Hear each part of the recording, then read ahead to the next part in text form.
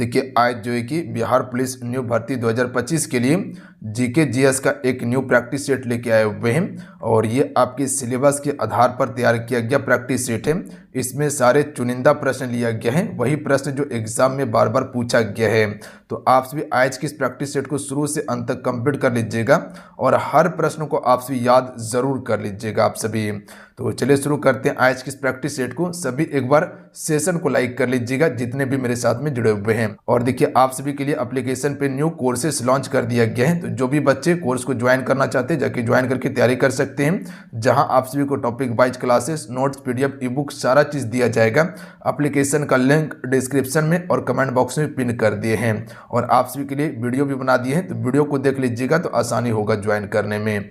तो चलिए शुरू करते हैं। सभी एक बार सेशन को लाइक कर लीजिएगा और जो भी चैनल पर पहली बार आए हैं चैनल को जरूर सब्सक्राइब करो, घंटे को प्रेस कर लीजिएगा ताकि जब भी क्लास हो नोटिफिकेशन आप सभी को प्राप्त हो सके। यहाँ हम आपको हर सब्जेक्ट का कंप्लीट तैयारी करवा रहे हैं, तो आप सभी को टेंशन नहीं लेना है।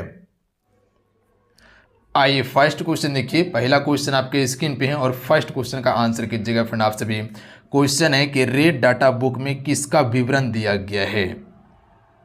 देखिए हर क्वेश्चन के लिए कोशिश किया जाएगा आपको 5 सेकंड का समय देने का, तो इतने समय में अपना आंसर आप सभी नीचे कमेंट बॉक्स में बताते चलेंगे, अन्यथा एक कॉपी में नोट कर लेंगे आप सभी।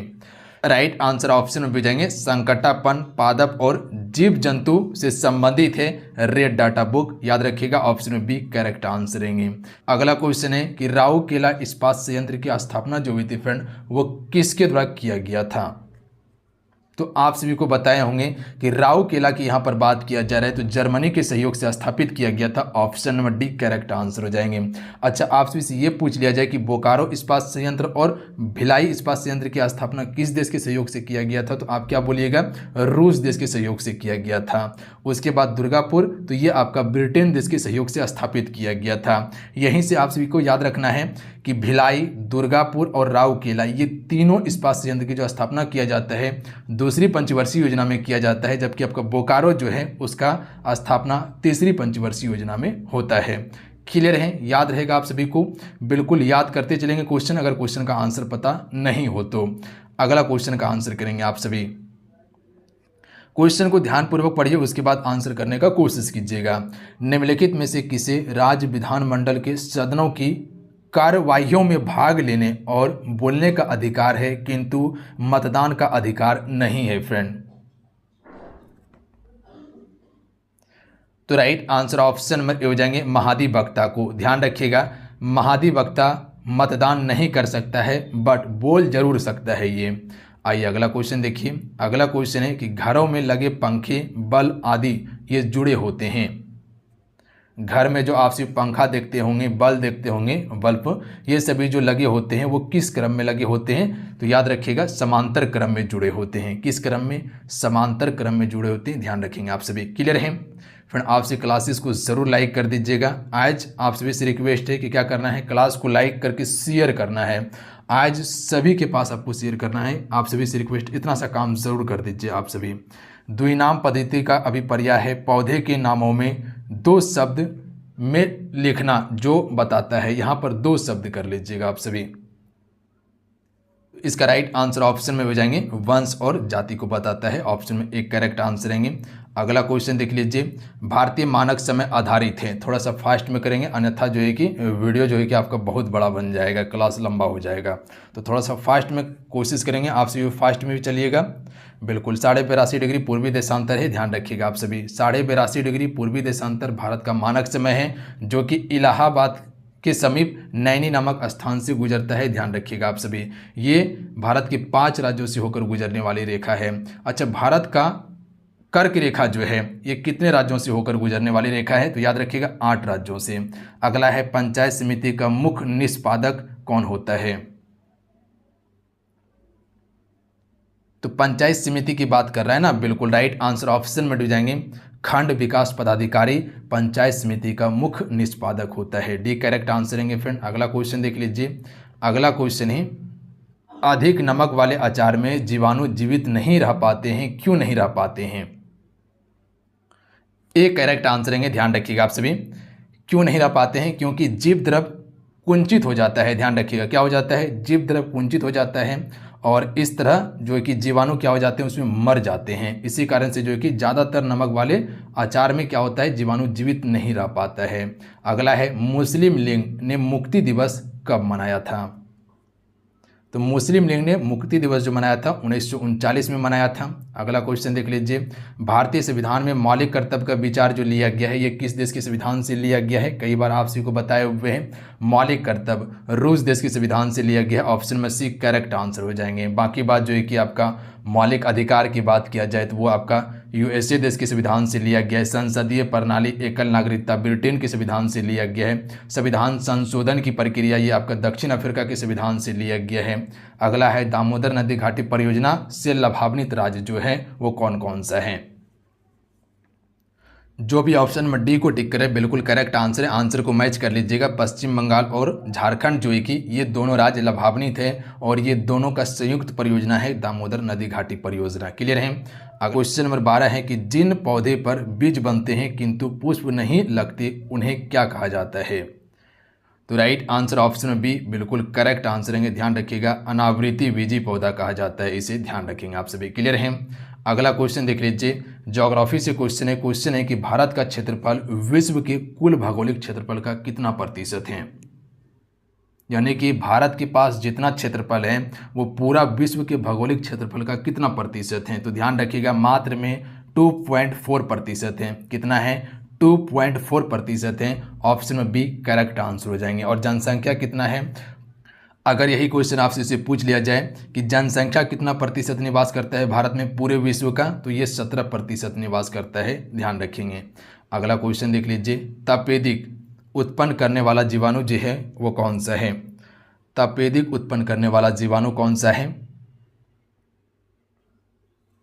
बिल्कुल ऑप्शन में बी करेक्ट आंसर है। ध्यान रखिएगा, जो भी ऑप्शन में बी को टिक करे बिल्कुल राइट आंसर है। माइकोबैक्टीरियम, ध्यान रखिएगा, ये तपेदिक उत्पन्न करने वाला जीवाणु है। अगला क्वेश्चन देख लीजिए, 15 अगस्त 1947 को निम्नलिखित में से कौन भारतीय राष्ट्रीय कांग्रेस का अध्यक्ष था? जब देश आज़ाद हो रहा था तो उस समय भारतीय राष्ट्रीय कांग्रेस का अध्यक्ष कौन था? सी करेक्ट आंसर हो जाएंगे, जेबी कृपलानी। ध्यान रखिएगा आप सभी। देखिए, भारतीय राष्ट्रीय कांग्रेस की अगर बात किया जाए तो 1885 में इसका स्थापना किया जाता है। किसके द्वारा? एओयूम के द्वारा स्थापित किया जाता है और पहला अध्यक्ष इसका व्योमेश चंद्र बनर्जी बनता है। कहाँ पर स्थापित किया गया था? तो ध्यान रखिएगा, मुंबई में स्थापित किया गया था। अगला क्वेश्चन देख लीजिए। अगला क्वेश्चन है कि इनमें से कौन सा जैव विविधता के लिए खतरा है? देखिए, जितने भी क्वेश्चन लिया गया है सारे सिलेक्टेड टॉप लेवल का प्रश्न है, इसीलिए जो क्वेश्चन आपको पता है तो उसे ज़रूर बताइएगा। अगर नहीं पता है तो क्वेश्चन को याद करते चलेंगे साथ साथ में आप सभी। कि टारगेट है कि एग्ज़ाम होते होते वो चीज़ आपको कवर करवा दिया जाए जो आपके एग्ज़ाम्स की दृष्टि से इम्पॉर्टेंट हैं। तो जितने भी क्वेश्चन अभी कवर करने वाले हैं सारे अति महत्वपूर्ण प्रश्न कवर करने वाले हैं हम सभी।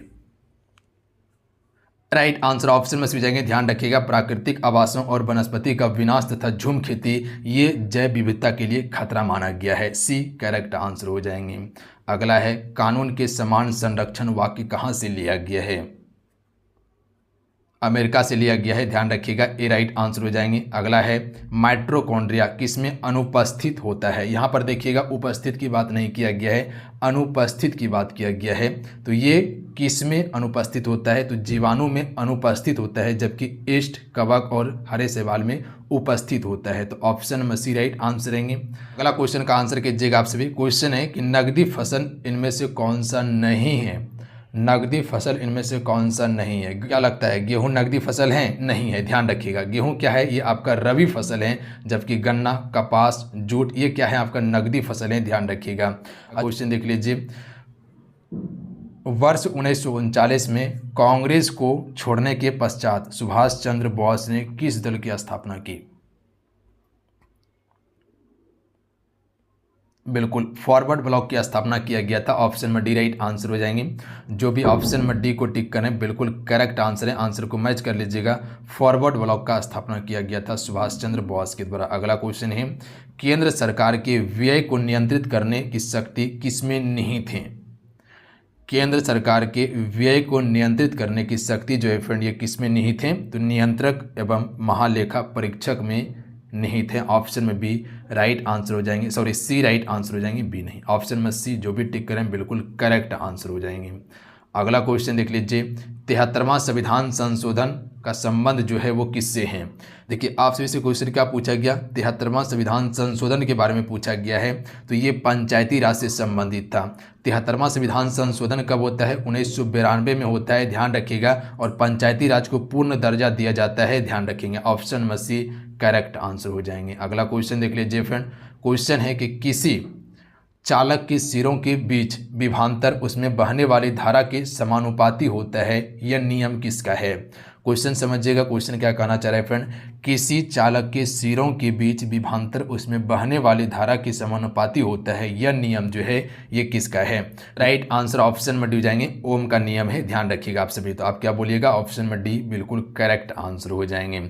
देखिए एग्जाम की दृष्टि से काफ़ी इंपॉर्टेंट है, ध्यान रखेंगे आप सभी। फ्रेंड आप सभी क्लासेस को ज़रूर लाइक कर लीजिएगा, जितने भी जुड़े हुए थे जरूर क्लास को लाइक कर लेंगे आप सभी से रिक्वेस्ट है।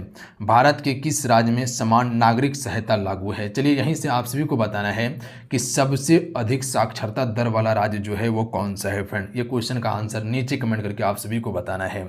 सबसे अधिक साक्षरता दर और सबसे कम साक्षरता दर वाला जिला, सॉरी राज्य आपको बताना है, जिला नहीं।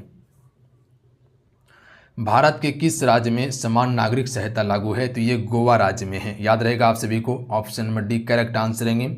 अगर पूछ लिया जाए तो बता लीजिएगा, गोवा राज्य में समान नागरिक संहिता लागू है। अगला है, भारत में हरित क्रांति का जनक किसे कहा जाता है। बिल्कुल डॉक्टर एम.एस. स्वामीनाथन को हरित क्रांति का जनक कहा जाता है। और सबसे अधिक प्रभाव जो हरित क्रांति का पड़ा था वो किस पे पड़ा था, खाद्यान्न में क्या था, गेहूं और चावल था आपका। अच्छे उत्सर्जक अच्छे अवशोषक होते हैं, यह नियम किसका है। अच्छे उत्सर्जक अच्छे अवशोषक होते हैं, यह नियम किसका है, तो यह किरचॉफ का नियम है, ध्यान रखिएगा। किसका है, किरचॉफ का नियम है। तो यह नियम किसका है, बिल्कुल किरचॉफ का नियम है। ऑप्शन में एक करेक्ट आंसर हो जाएंगे, जो भी ऑप्शन में ए को टिक करें बिल्कुल राइट आंसर हो जाएंगे। फ्रेंड आपसे लास्ट में स्कोर जरूर बताइएगा कितने क्वेश्चन सही कर पा रहे हैं। बिल्कुल शुरू से लेके अंत तक आपको सॉल्व करना है, बिल्कुल हूबहू एग्जाम पैटर्न पर दिया जा रहा है, इसी प्रकार का क्वेश्चन पूछा जाएगा, ध्यान रखिएगा आप सभी। पादप कोशिकाओं का सबसे बाहरी आवरण क्या कहलाता है। पादप कोशिकाओं की बात किया जाए, अगर जंतु कोशिकाओं की बात किया जाए तो वो आपका क्या हो जाएगा, झिल्ली हो जाएगा, कोशिका झिल्ली, ध्यान रखिएगा। पर पादप कोशिका की बात किया गया है तो यहाँ कोशिका भित्ति होगा, ध्यान रखिएगा। पादप कोशिका में कोशिका झिल्ली और प्लस में पादप भित्ति भी रहता है, ध्यान रखिएगा। जो आप सभी देखे होंगे पेड़ पौधे में जो मोटा मोटा छाल होता है वो उसको सुरक्षा प्रदान करता है, तो उसी को हम सिर्फ कोशिका भित्ति कहते हैं। बट जीव जंतु में कोशिका भित्ति नहीं होता, सिर्फ कोशिका झिल्ली होता है, ध्यान रखिएगा। अगला क्वेश्चन देख लीजिए, भारत में सार्वजनिक क्षेत्र के अंतर्गत सर्वप्रथम उर्वरक संयंत्र स्थापित किया गया था, कहाँ पे। तो देखिए उर्वरक कारखाने की स्थापना की बात किया जा रहा है तो ये सिंदरी में किया गया था, जो धनबाद झारखंड में पड़ता है। ऑप्शन में सी करेक्ट आंसर हो जाएंगे सबसे पहले। अगला क्वेश्चन देख लीजिए, प्रकाश वोल्टेज सेल के प्रयोग से सौर ऊर्जा का रूपांतरण करने से निम्न में से किसका उत्पादन होता है। क्वेश्चन को समझिएगा फ्रेंड, क्वेश्चन क्या कहना चाह रहा है। वीडियो को पॉज करके भी देख सकते हैं, कहीं कोई दिक्कत नहीं होगा। देखिए क्या क्वेश्चन कहा गया, प्रकाश वोल्टेज सेल के प्रयोग से सौर ऊर्जा का रूपांतरण करने से निम्न में से किसका उत्पादन होता है। बिल्कुल प्रकाशीय ऊर्जा का उत्पादन होता है। ऑप्शन में ए को टिक करें ना, बिल्कुल राइट आंसर हो जाएंगे, ध्यान रखिएगा। प्रकाशीय ऊर्जा का उत्पादन होता है। अच्छा यहीं आप सभी से क्वेश्चन पूछ लिया जाए कि डायनमो जो रूपांतरित करता है वो किसको किस में रूपांतरित करता है, चलिए आप सभी बताइएगा। अगला है, भारत के नियंत्रक एवं महालेखा परीक्षक की नियुक्ति संविधान के किस अनुच्छेद के तहत की जाती है। अच्छा आपसे से क्वेश्चन क्या पूछे थे कि सबसे अधिक साक्षरता दर वाला राज्य जो है वो आपका केरल है और सबसे कम आपका बिहार है। सबसे अधिक जनसंख्या घनत्व आपका बिहार में है, ध्यान रखिएगा। भारत के नियंत्रक एवं महालेखा परीक्षक की नियुक्ति संविधान के किस अनुच्छेद के तहत किया जाता है, तो याद रखेंगे ऑप्शन में सी करेक्ट आंसर हो जाएंगे। जो भी सी को टिक करें बिल्कुल राइट आंसर है, 148 के तहत किया जाता है। अगला है, सर्वाधिक जैव विविधता कहाँ पाई जाती है। उष्णकटिबंधीय वनों में सबसे अधिक जैव विविधता पाई जाती है, उष्णकटिबंधीय वनों में, ध्यान रखिएगा। अगला क्वेश्चन देख लीजिए, अगला क्वेश्चन है प्रत्येक राज्य में महाधिवक्ता की नियुक्ति निम्नलिखित में से किसके द्वारा की जाती है। प्रत्येक राज्य की बात किया जा रहा है ना, राज्यपाल ऑप्शन में ए राइट आंसर रहेंगे, ध्यान रखिएगा। अगला है द्वैध शासन नीति को किसने समाप्त किया था। देखिए द्वैध शासन नीति को लागू किया था बिल्कुल वॉरेन हेस्टिंग नहीं। देखिए द्वैध शासन को चालू किसने किया था, रॉबर्ट क्लाइव ने चालू किया था, पर इसको समाप्त करता है वॉरेन हेस्टिंग, ध्यान रखिएगा। Option number C correct answer हो जाएंगे। वही वॉरेन हेस्टिंग है जो 1773 के रेगुलेटिंग एक्ट के तहत जो बंगाल का गवर्नर हुआ करता था उसे बंगाल का गवर्नर जनरल नियुक्त किया गया था। अगला क्वेश्चन है कि राज्य के नीति निर्देशक सिद्धांतों के अनुसार किस आयु तक के बच्चे को निःशुल्क एवं अनिवार्य शिक्षा देने की आशा की जाती है। बेहतरीन कंटेंट आप सभी को दिया जा रहा है, कहीं कोई दिक्कत नहीं है कंटेंट में। कंटेंट देख के आपको पता चल गया होगा, क्वेश्चन का लेवल से आपको पता चल गया होगा किस प्रकार से क्वेश्चन सेट किया गया है। बिल्कुल 14 वर्ष तक बच्चे को निःशुल्क शिक्षा के लिए अनिवार्य किया गया है, ऑप्शन में ए राइट आंसर हो जाएंगे। अगला क्वेश्चन देख लीजिए, किसने कहा था मेरी पीठ पर किया जाने वाला प्रहार ब्रिटिश साम्राज्य के ताबूत में एक किल सिद्ध होगी। यह कथन किसका था। ये सुबह ही मॉर्निंग वाला क्लास में आप सभी को इस क्वेश्चन का आंसर बताए हुए थे, तो इसका राइट आंसर क्या हो जाएंगे, लाला लाजपत राय का ये कथन था कि मेरे ऊपर या मेरे पीठ पर किया जाने वाला प्रहार ब्रिटिश साम्राज्य के ताबूत में एक किल सिद्ध होगा। यह आपका लाला लाजपत राय के द्वारा कहा जाता है। और कब कहा जाता है, जब साइमन कमीशन भारत आया हुआ था और इसके विरोध जब यानी कि विरोध किया जा रहा था, उसी समय जो है कि लाला लाजपत राय के सिर पर लाठी लगता है और उसका मृत्यु हो जाता है वहाँ पे। अगला क्वेश्चन है कि वाहन पीछे से आने वाली वस्तु को देखने के लिए किसका प्रयोग करते हैं। बिल्कुल उत्तल दर्पण का उपयोग करते हैं, सी करेक्ट आंसर हो जाएंगे। अगला क्वेश्चन है भारी मशीन प्लांट कहाँ स्थित हैं। भारी मशीन प्लांट जो है फ्रेंड ये कहाँ पर स्थित हैं, बिल्कुल रांची हटिया नामक स्थान पे स्थित है, रांची में। अगला क्वेश्चन देख लीजिए, क्वेश्चन है कि रेटिना का नेत्र द्वारा निर्मित प्रतिबिंब जो होता है वो कैसा होता है। रेटिना का नेत्र द्वारा निर्मित प्रतिबिंब जो होता है फ्रेंड वो कैसा होता है, तो याद रखिएगा वास्तविक, उल्टा और छोटा बनता है। वास्तविक होता है, उल्टा होता है और छोटा होता है। ए बिल्कुल करेक्ट आंसर हो जाएंगे। जो भी ऑप्शन में ए को टिक करें बिल्कुल राइट आंसर है आप सभी का। अगला क्वेश्चन देख लीजिए, क्वेश्चन है, क्वेश्चन को पढ़िएगा ध्यानपूर्वक। क्वेश्चन ये कहना चाह रहा है कि पृथ्वी तल से किस न्यूनतम वेग से प्रक्षेपित किए जाने पर कोई रॉकेट पृथ्वी के गुरुत्वाकर्षण को पार करके अंतरिक्ष में चला जाएगा। यानी कि सिंपल भाषा में कहा जाए कि अंतरिक्ष यानी कि पलायन वेग का मान जो है वो कितना है। बिल्कुल पृथ्वी का पलायन वेग का मान कितना है, 11.2 किलोमीटर पर सेकेंड है। Option number A correct answer रहेंगे आप सभी का। अगला है 1857 के विद्रोह का नेतृत्व जो है फ्रेंड बिहार में किसने किया था।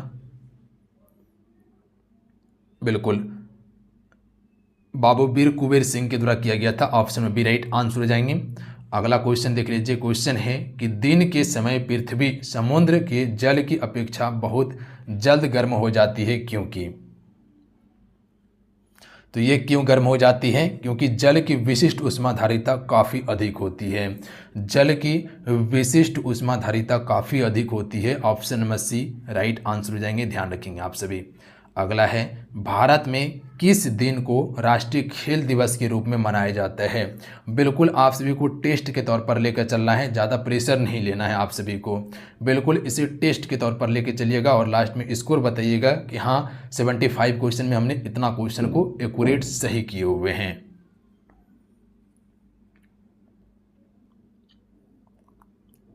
बिल्कुल 29 अगस्त को मनाया जाता है राष्ट्रीय खेल दिवस, जो कि मेजर ध्यानचंद के जन्म दिवस पर मनाया जाता है।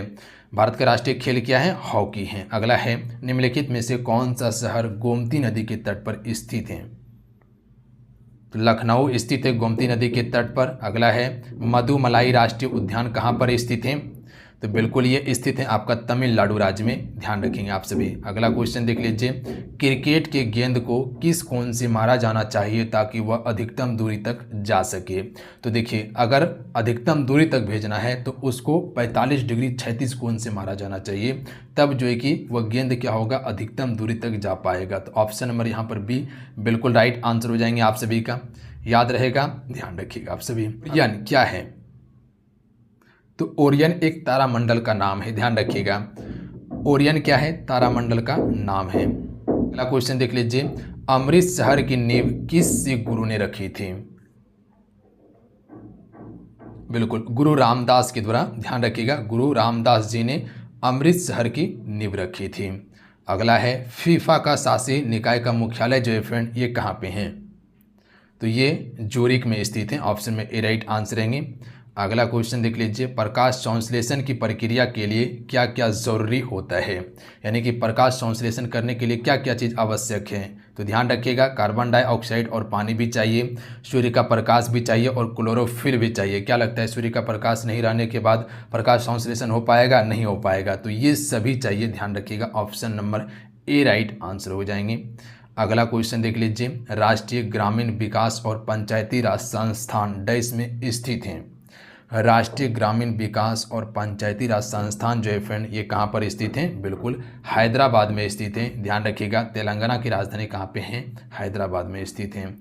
अगला है, आईने ए अकबरी के लेखक कौन है? आईने कर लीजिएगा, यहाँ पे एन लिखा हुआ है, एन ए अकबरी लिखा हुआ है, तो इसको क्या करेंगे? आईने ए अकबरी करेंगे आप सभी। आईने ए अकबरी के लेखक कौन थे? बिल्कुल, तो आप क्या बोलिएगा? अबुल फजल इसके लेखक थे। ऑप्शन में बी राइट आंसर हो जाएंगे। अगला क्वेश्चन देख लीजिए, असहयोग आंदोलन कब स्थगित किया गया था? सबसे पहले ये समझ लीजिए कि असहयोग आंदोलन शुरू कब किया जाता है। देखिए, महात्मा गांधी जी के द्वारा 1920 में असहयोग आंदोलन शुरू किया जाता है और 1922 में क्या किया जाता है? वापस ले लिया जाता है, यानी कि स्थगित किया जाता है। किस कारण से? चोरा चोरी कांड के कारण से, जो कि गोरखपुर में घटित होता है। तो ऑप्शन नंबर यहाँ पर क्या हो जाएंगे? सी, 1922 में। चलिए इस क्वेश्चन का आंसर कीजिएगा आप सभी। ब्लास्टिंग पेपर द्वारा स्याही के सोखने में शामिल हैं, तो केशिकीय अभिक्रिया परिघटना है शामिल। ऑप्शन नंबर क्या हो जाएंगे? बी राइट आंसर रहेंगे, ध्यान रखिएगा। अगला है, किसी वस्तु का भार उस समय न्यूनतम होता है जब उसे रखा जाता है। किसी भी वस्तु का भार उस समय न्यूनतम होगा जब उसे रखा जाएगा पृथ्वी के केंद्र पर। ऑप्शन नंबर क्या हो जाएंगे? डी राइट आंसर रहेंगे, पृथ्वी के केंद्र पर। ध्यान रखिएगा आप सभी। चलिए इस क्वेश्चन का आंसर कीजिएगा आप सभी। क्वेश्चन नंबर 55 स्क्रीन पे है कि लाल किले का मूल नाम क्या है? तो इसे किला ए मुबारक कहा जाता है। ध्यान रखिएगा, लाल किले का मूल नाम क्या है? किला ए मुबारक इसका मूल नाम है फ्रेंड। अगला है, फॉरवर्ड ब्लॉक के संस्थापक जो थे वो कौन थे? तो अभी आप सभी को बताए हुए थे फॉरवर्ड ब्लॉक के बारे में, बिल्कुल बताए हुए थे। सुभाष चंद्र बोस इसका राइट आंसर रहेंगे, ध्यान रखिएगा आप सभी। अगला है, द्रोणाचार्य पुरस्कार दिया जाता है। देखिए, अर्जुन पुरस्कार जो दिया जाता है वो खिलाड़ियों को दिया जाता है, बट द्रोणाचार्य पुरस्कार की बात किया जा रहा है तो ये किसे दिया जाता है? कोच को या प्रशिक्षक को दिया जाता है। तो ऑप्शन में बी राइट आंसर हो जाएंगे। अगला क्वेश्चन देख लीजिए। क्वेश्चन है कि निम्नलिखित में से कौन सा राज्य राजस्थान के साथ अपनी सीमा साझा नहीं करता? राजस्थान के साथ अपनी सीमा साझा नहीं करता। महाराष्ट्र है, गुजरात है, पंजाब है, हरियाणा है। तो कौन सा राज्य सीमा साझा नहीं करता है? तो बिल्कुल राइट आंसर क्या हो जाएंगे? महाराष्ट्र। ध्यान रखिएगा आप सभी, महाराष्ट्र का सीमा राजस्थान के साथ नहीं साझा होता है, जबकि गुजरात, पंजाब और हरियाणा के साथ में होता है। यहीं पर मध्य प्रदेश रहता तो वो भी होता। कैसे सीमा साझा नहीं होता है? तो आप सभी देखिएगा, ये क्या है? गुजरात का पोर्शन है ये वाला, और महाराष्ट्र का पोर्शन ये वाला है। तो यहाँ पर आपका क्या है? ये वाला क्षेत्र में राजस्थान है। तो ध्यान रखिएगा, राजस्थान का सीमा इधर गुजरात छेक लेता है और इधर मध्य प्रदेश छेक लेता है, तो इसका सीमा नहीं लगता है। अगला क्वेश्चन देख लीजिए। लिफ्ट में मनुष्य का प्रत्यक्ष वजन वास्तविक वजन से कम कब रहता है? तो कम की बात किया जा रहा है ना, कि जब लिफ्ट तेजी से नीचे आ रही हो तब उसको कम लगेगा। तो आप क्या बोलिएगा? ऑप्शन नंबर क्या हो जाएंगे? जब लिफ्ट तेजी से नीचे आ रही हो। ऑप्शन में एक करेक्ट आंसर हो जाएंगे, नीचे आ रही हो। और अधिक कब लगेगा? जब लिफ्ट तेजी से ऊपर की ओर जा रही हो। अगला है, किस भारतीय मिसाइल का नाम भारतीय और रूसी नदियों के नाम पर पड़ा था? ब्रह्मोस का, ध्यान रखिएगा, ब्रह्मोस का भारतीय और रूसी नदियों के नाम पर पड़ा।